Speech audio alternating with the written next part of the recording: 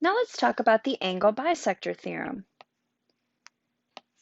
So before we go ahead and talk about the angle bisector theorem, let's label some important pieces of our angle. The first part we need to label is this part here, and this is what we call our vertex, so we'll label that A. We'll label this ray B, so this is ray AB. The middle ray is going to be D, and then this outer ray on the bottom is going to be C. And just so everything works out for us, I need to move this point in just a little bit. So our angle bisector theorem states that if a point is on the bisector of an angle, so that's going to be our point D, and notice here how D is on the angle bisector of angle BAC. So if a point is on the bisector of an angle, then it is equidistant or equal distance from the two sides of an angle. So D is going to be equal distant from B, and D is going to be equal distant from C. So that means that the segments BD and CD are going to have the same measure. We can also draw the same conclusion that since AD is the angle bisector, I'm going to change the color here. So this ray here, AD, is the angle bisector of angle BAC. It's going to cut angle BAC into two equal halves.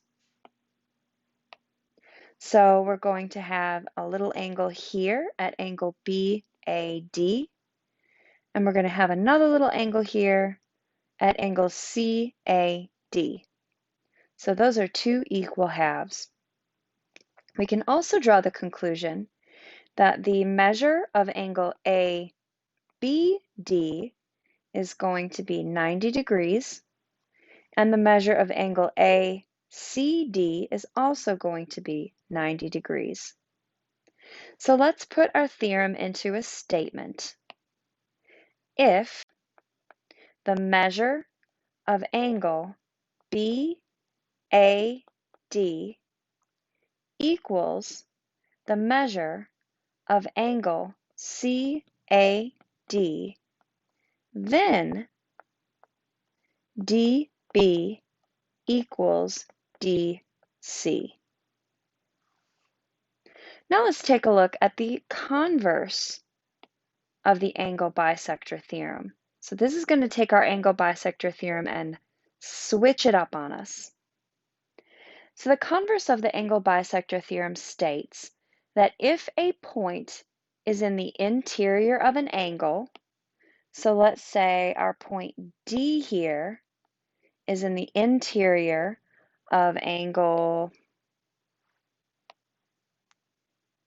BAC.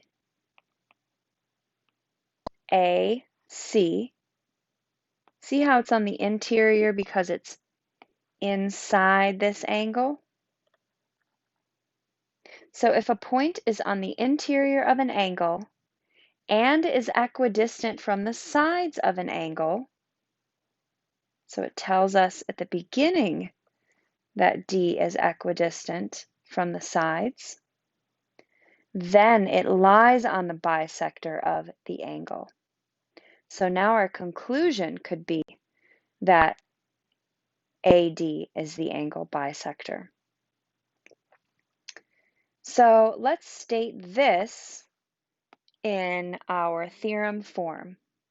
If DB equals DC, then the measure of angle BAD equals the measure of angle CAD. So notice how we start off each theorem statement with a conditional statement. If this is true, if the measure of BAD equals the measure of CAD, if DB equals DC.